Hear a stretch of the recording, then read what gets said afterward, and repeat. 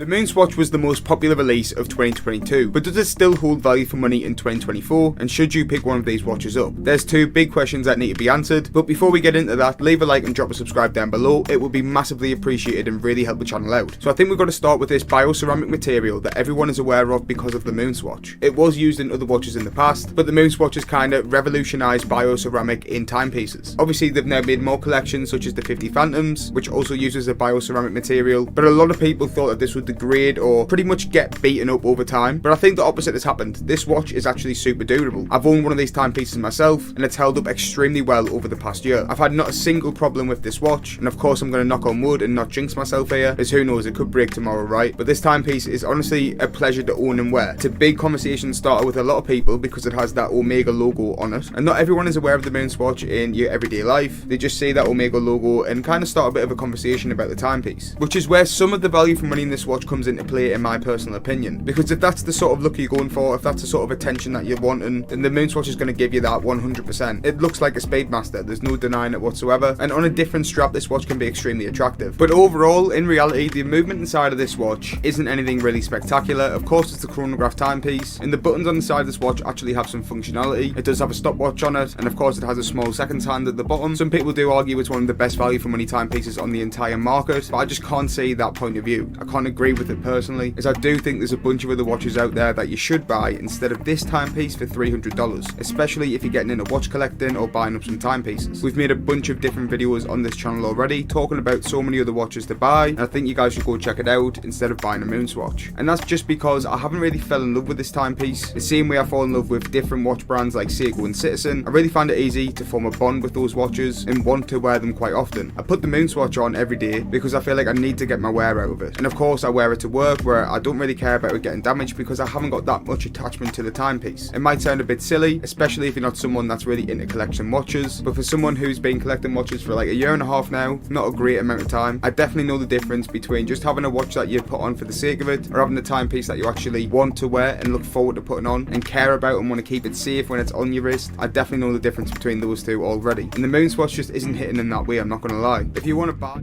timepiece still gets outdone by a majority of brands. Maybe it's that bioceramic material, which is super durable, but just doesn't really stand out and makes this watch feel quite cheap on your wrist. It's a really confusing timepiece because it looks more expensive than it is due to the Omega logo, but as soon as you get up close and personal with it, you can tell it's plastic and it's got a Swatch logo on as well, and when you actually own it, you can feel how cheap it is over time. It doesn't feel anywhere near the same quality or craftsmanship that a Seiko watch has. Anyways, if you enjoyed the video, leave a like and drop a subscribe down below. It will be massively appreciated and really help the channel out, and let us know if you're still thinking about buying a MoonSwatch in 2024.